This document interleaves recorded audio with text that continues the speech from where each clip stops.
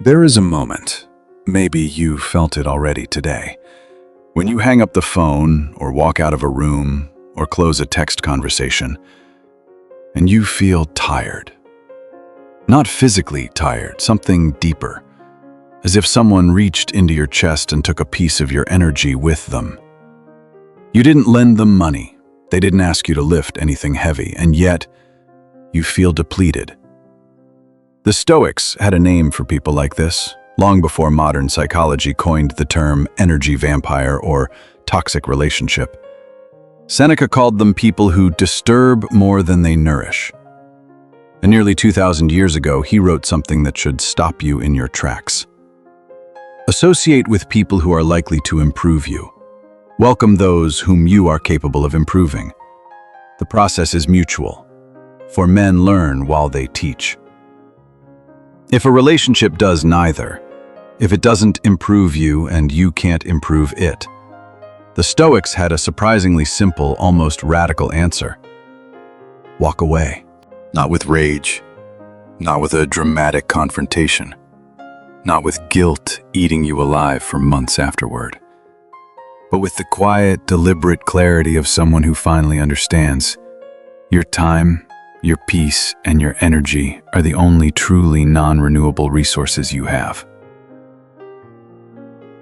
Today, we're going to talk about something many of us learn far too late in life, often after decades of tolerating a friend who only calls when they need something, a sibling who turns every conversation into a competition, a colleague who leaves you replaying arguments in your head at 2 a.m., or even a marriage that has slowly become more about managing someone else's moods than living your own life. We're going to explore what the Stoics actually taught about difficult people, not the modern self-help version of cut everyone off and protect your peace, but something far more disciplined, far more honest, and honestly, far more freeing. By the end of this video, you'll understand 3 things. First, how to recognize, without self-doubt, when a relationship is draining you rather than sustaining you. Second, the Stoic distinction between what is worth enduring and what is worth releasing. And third, and this is the part most people get wrong, how to walk away without becoming bitter, without becoming cold, and without carrying guilt that isn't yours to carry. Because here's what nobody tells you. Walking away isn't the opposite of compassion. Done the Stoic way, it is compassion for the only life you'll ever get to live. Let's begin. Before you can walk away from anything, you have to be honest about what you're walking away from. And this is where most of us get stuck, not because we don't feel the exhaustion, but because we've been taught to doubt it. Maybe I'm overreacting. They're family, that's just how they are. It's not that bad, other people have it worse. Sound familiar? The Stoics didn't deal in vague feelings, they dealt in clear observation. Epictetus opened his most famous work, the Enchiridion, with a single powerful distinction. Some things are within our control and some things are not.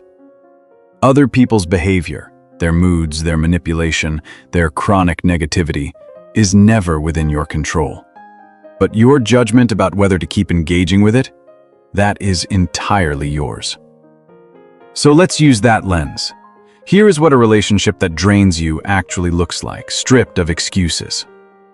First, the conversation always circles back to them. You call to share good news, and somehow within 5 minutes you're comforting them about their problems.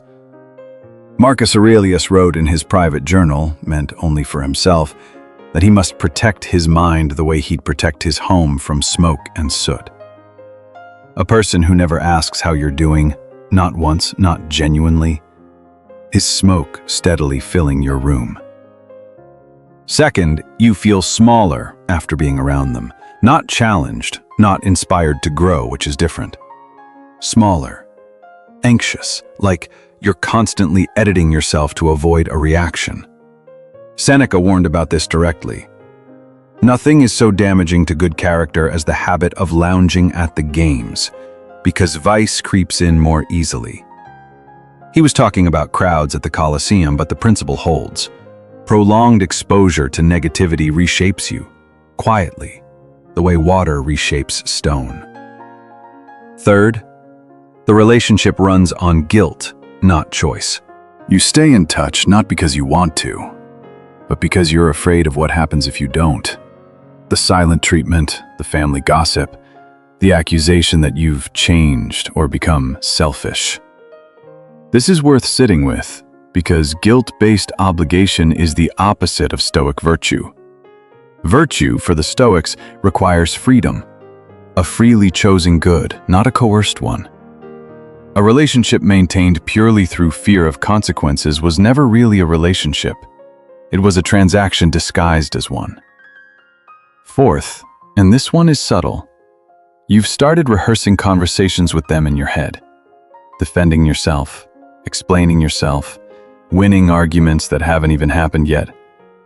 If a person occupies that much unpaid rent in your mind, ask yourself honestly, is this friendship? Or is this low-grade psychological warfare you've simply gotten used to? Now, and this matters enormously for what we'll discuss next, the Stoics were not saying that every difficult person should be discarded. Marcus Aurelius spent much of meditations reminding himself to have patience with fools, the arrogant, the ungrateful, precisely because he had to work alongside them, rule alongside them, live in a world full of them. Stoicism was never about surrounding yourself only with comfortable people. The difference, and this is the whole key to today's video, is between people who are difficult and people who are draining. A difficult person challenges you, frustrates you, maybe even irritates you, but the relationship still has reciprocity, respect, and room for both of you to be human. A draining person does something else entirely. They extract, consistently, without replenishing anything in return. And no amount of patience, the Stoics would say, is owed to someone who treats your patience as a resource to exploit rather than a gift to receive. This is the line we're going to walk together for the rest of this video. Not, how do I get rid of difficult people? Because life is full of difficult people and always will be. But rather, how do I recognize, without guilt, the very small number of relationships that are quietly costing me my one finite, irreplaceable life? And what do I do once I see it clearly? That's next. So you've recognized it. You know, deep down, which relationship in your life has been quietly extracting more than it gives. Maybe it's a sibling. Maybe it's a friend of 30 years. Maybe, and this one is harder to say out loud, it's someone you married. Now comes the part everyone gets wrong, because when most people decide to walk away from a draining relationship, they do one of two things. They either explode, years of resentment finally erupting in one dramatic, scorched earth confrontation, or they collapse, quietly resenting the person for another decade while insisting everything is fine, because confrontation feels too frightening, too impolite, too unlike them. The Stoics offer a third way, and it starts with a concept that changes everything: the dichotomy of control. Epictetus taught that suffering happens not because of what people do to us, but because of what we believe about what they do to us. Your difficult sister is not, in herself, the source of your suffering. Your judgment that she should be different, that she owes you a better relationship, that her behavior is a personal attack rather than simply her behavior, that is the source of your suffering. This might sound like it's letting people off the hook. It isn't. It's doing something far more powerful. It's taking the hook out of your hand and putting it down. You are no longer required to manage, fix, or explain another adult's behavior. You are only responsible for your own judgments and your own actions, including the action of how much access you give someone to your life. So here is the Stoic method, broken into 3 deliberate movements.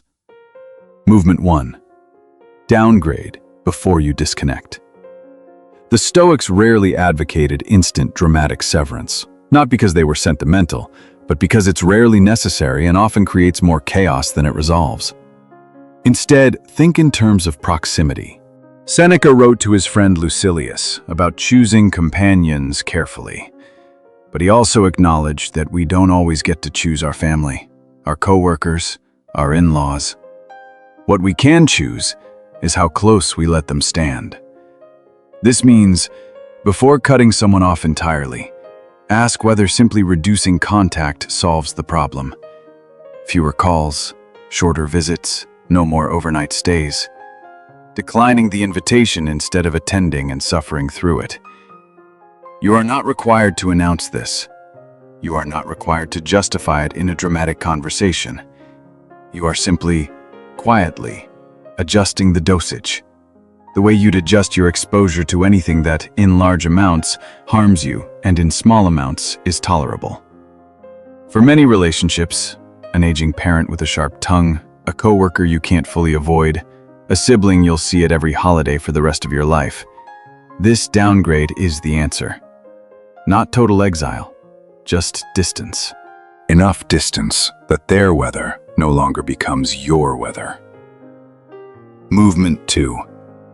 When you must speak, speak once and speak in your own name.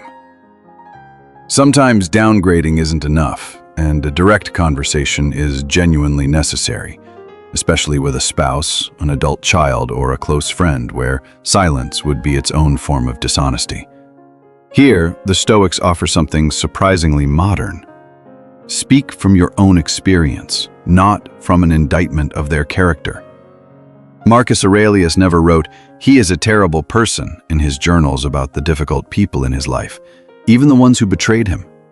He wrote about his own responses, his own judgments, his own choices going forward. This isn't just philosophically tidy, it's strategically wise. A sentence like, "I've noticed I feel anxious after our calls, so I'm going to call less often," is almost impossible to argue with because it isn't an accusation, it's simply a report from your own internal weather station. You are not required to win the argument. You are not required to make them agree, apologize, or even understand. Say your piece once, calmly, and then release your grip on the outcome, because the outcome, whether they change, whether they're hurt, whether they respect your decision, was never within your control to begin with. Movement 3. Grieve the relationship you wish it had been. Then let that grief complete itself.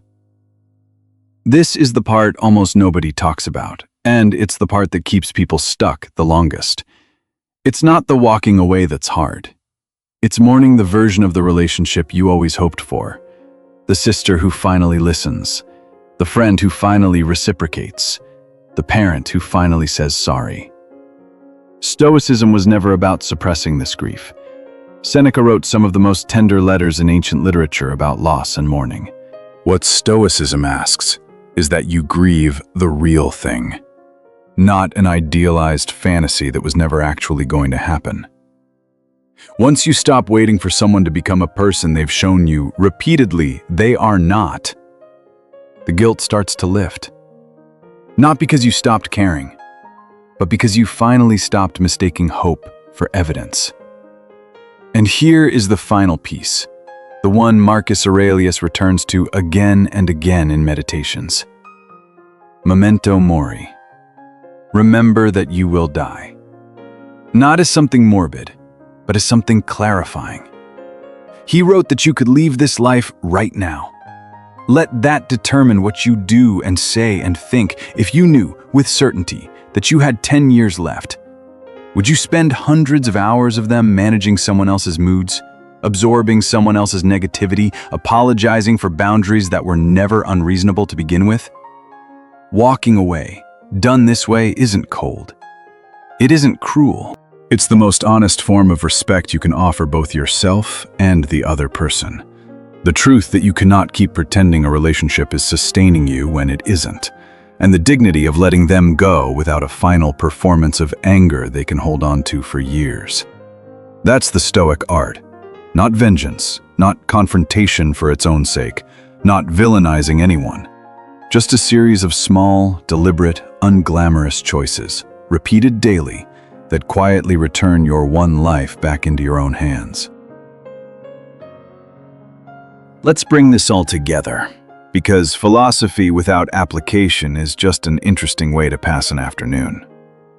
We started with a feeling, that particular exhaustion that has nothing to do with your body and everything to do with someone else's presence in your life. We learned through Epictetus that the goal isn't to fix that person or force them to change. It's to recognize what's actually within your control, your judgments, your boundaries, your choices about proximity. We learned the difference between difficult and draining, that Stoicism never asked you to surround yourself only with easy people, but it also never asked you to remain endlessly available to those who only take. We walked through 3 movements: downgrading contact before severing it completely, speaking your truth once and releasing your grip on the outcome, and finally grieving the relationship you wished for so you can stop mistaking hope for evidence. Now, here is what I want you to actually do. Not someday, not when things calm down, but this week. Take out a piece of paper or open a note on your phone and write down one name. Just one. The person who came to mind the moment I said the word draining earlier in this video. Because somebody did come to mind, didn't they? You knew before I finished the sentence. Next to that name, write one honest sentence about what this relationship actually costs you. Not what you're afraid it costs you, or what you imagine you should feel, what it actually, specifically costs. Sleep. Peace before a phone call. The version of yourself you become for 2 hours afterward. Be precise. Marcus Aurelius kept his journal not to complain, but to see clearly. Clarity for the Stoics was always the first step toward right action. Then ask yourself just one Stoic question. Is this within my control to fix, or only within my control to respond to? If it's the first, if there's real, two-way effort still possible, have the one honest conversation we talked about. Say it once, from your own experience, and release the outcome. If it's the second, and for most long-standing, draining relationships it is, begin the downgrade. Not a dramatic announcement, not a confrontation you've been rehearsing for months, just less. One smaller yes, one skipped call, one boundary held quietly and consistently, without explanation owed to anyone. And here's the last thing I want to leave you with. Something Seneca wrote to Lucilius that I think about often. It is not that we have a short time to live, but that we waste a lot of it. You are not being asked to become someone cold, someone who abandons people at the first sign of difficulty. You're being asked to finally, honestly, account for where your minutes are going, and to spend them on the relationships, the people, the version of your own life that actually deserves them. That's not selfishness. The Stoics would say it's the opposite. It's the only real form of respect you can offer anyone, including yourself. If this video helped you see something more clearly today, I'd genuinely love to hear about it. Leave a comment and tell me who came to mind, or which of the 3 movements feels hardest for you. This community exists because people show up here honestly, and your story might be exactly what someone else needs to read today. And if you want to go deeper into how the Stoics handled anger, grief, and the people who challenge us most, subscribe, and I'll see you in the next video. Until then, remember what's yours to carry, and gently, deliberately, put down the rest.